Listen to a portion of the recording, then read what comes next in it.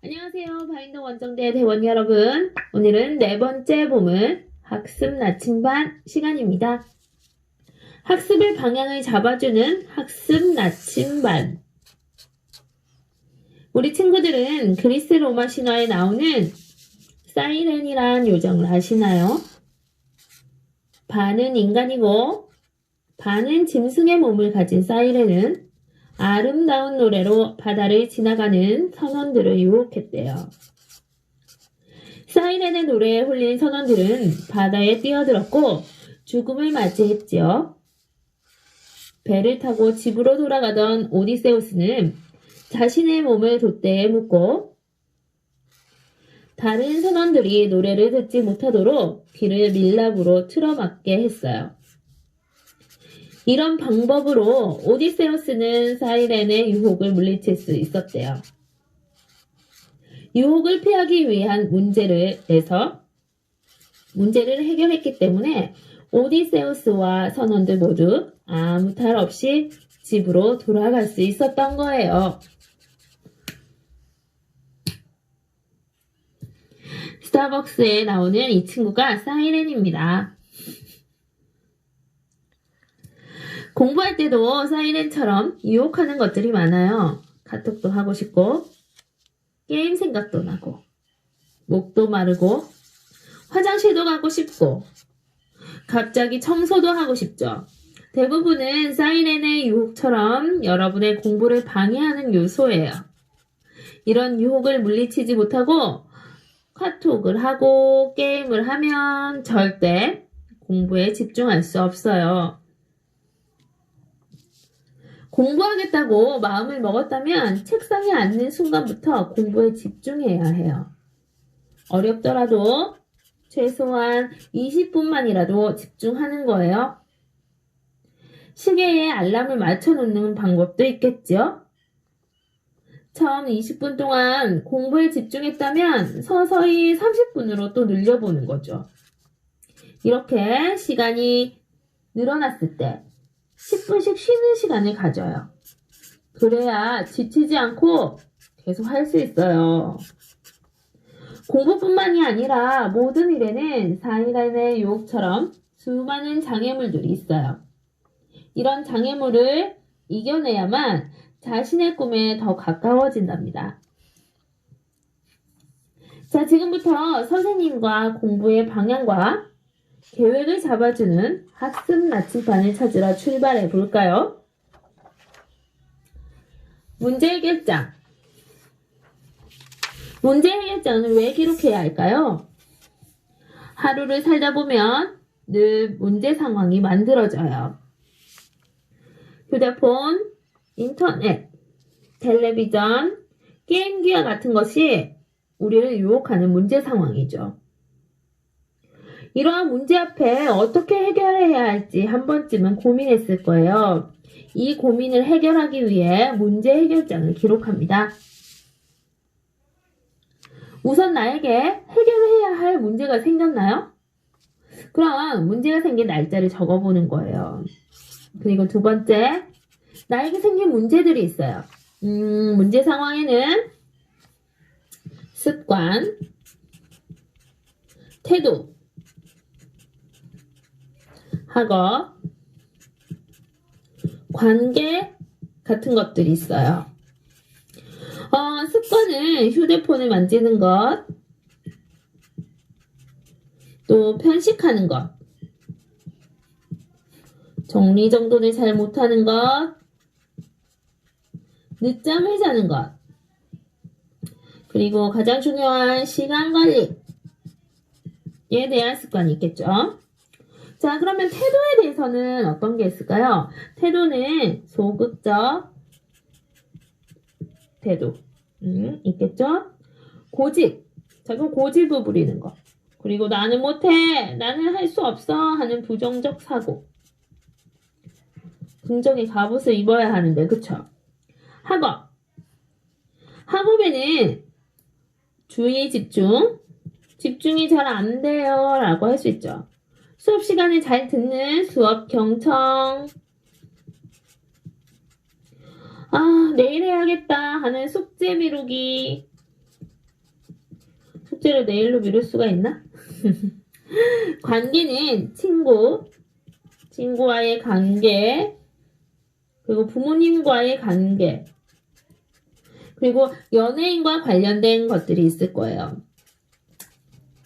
현재 나에게 닥친 문제는 방금 문제 상황에 나의 문제를 단어로 적어요. 선생님은 휴대폰. 나의 문제가 휴대폰이면 휴대폰으로 어떤 문제가 생기나 라는 질문을 스스로 던져볼 수 있겠죠. 그러면 공부할 때 핸드폰을 계속 만진다와 같은 말이 나올 수 있어요. 그럼 선생님은 현재 나에게 닥친 문제, 공부할 때 휴대폰을 잡고 봐요. 휴대폰을 잡고 봄. 그리고 그 문제를 해결하지 않았을 때 어떤 문제가 닥치는지 한번 상상해 보세요.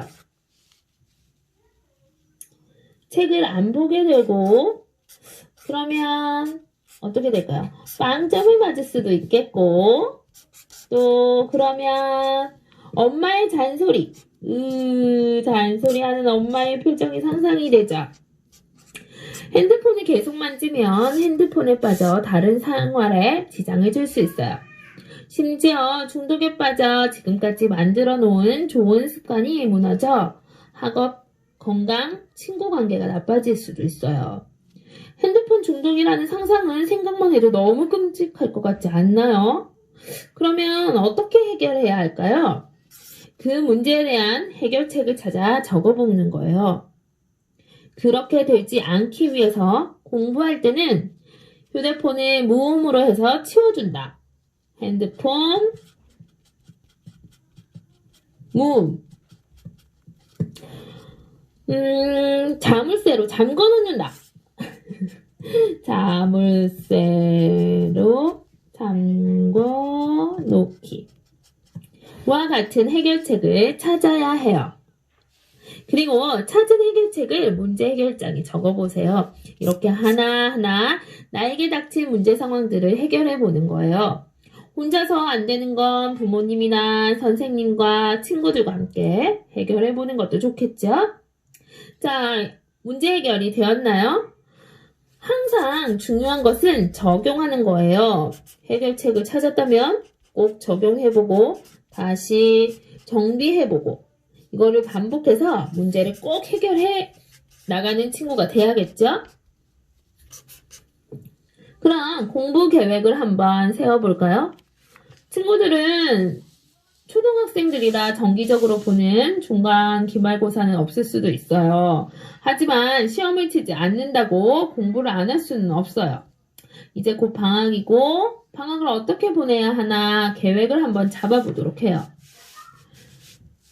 평소에는 주간 학습 계획을 세우는 거예요. 학원이나 학교 시간표에 맞춰서 예습 복습을 할 수도 있고 또 방학 때는 나에게 부족한 과목이라든지 좀 더 공부하고 싶은 과목의 예습이나 복습을 하는 거예요. 그럼 주간 학습 계획을 잡아보겠습니다. 과목 국어. 매일 국어 문제집 한 장씩. 학습 시간은 30분 정도라고 잡을 수 있겠네요. 수학. 매일 연산 문제집 한 장씩. 문제집 풀이. 이것도 30분. 영어. 매일 단어 30개씩 외우기. 30분. 이렇게 주간 학습 계획을 잡을 수 있겠죠. 이 계획표에 맞춰서 주간 스케줄표를 자기주도 학습 계획란에 정리를 하고 다시 1일 스케줄로 쪼개고 실천하는 게 중요해요. 명심해요. 1일 스케줄로 쪼개서 실천을 하세요. 방학 학습 계획을 살펴볼게요. 방학 기간에 달력을 꺼내놓고 과목의 분량을 날짜에 맞춰 세분화해서 다 끝낼 수 있도록 역산 스케줄링 하는 거예요. 자, 방학이 60일이다. 그러면 학습 계획은 60일에 맞춰서 거꾸로 역산으로 하는 거예요. 우리 친구들이 할 수 있는 만큼 스스로 계획을 잡아봅시다. 세계사. 세계사책 한 권씩 총 60권짜리를 읽으면 되겠죠.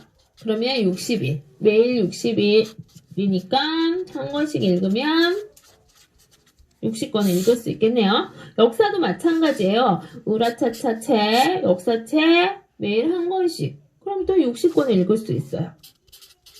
그리고 수학 예습.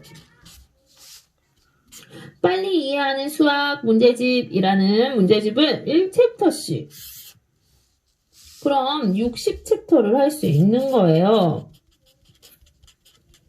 멋지고 빽빽한 계획을 세우고 못 지키는 것보다 소박하고 작은 계획으로 30분씩이라도 100% 지키는 게 훨씬 더 중요해요. 친구들, 내일 이 시간에는 선생님과 함께 예습, 복습하는 방법을 알아볼 거예요. 백문이 불여일견이라는 말이 있죠. 선생님 이야기를 아무리 해도 스스로 해보지 않으면 안 되는 걸 찾아서 질문을 해야지 친구들에게 맞는 피드백을 받을 수 있어요. 구해야 얻을 수 있겠죠? 그럼 다음 시간에 만나요. 안녕.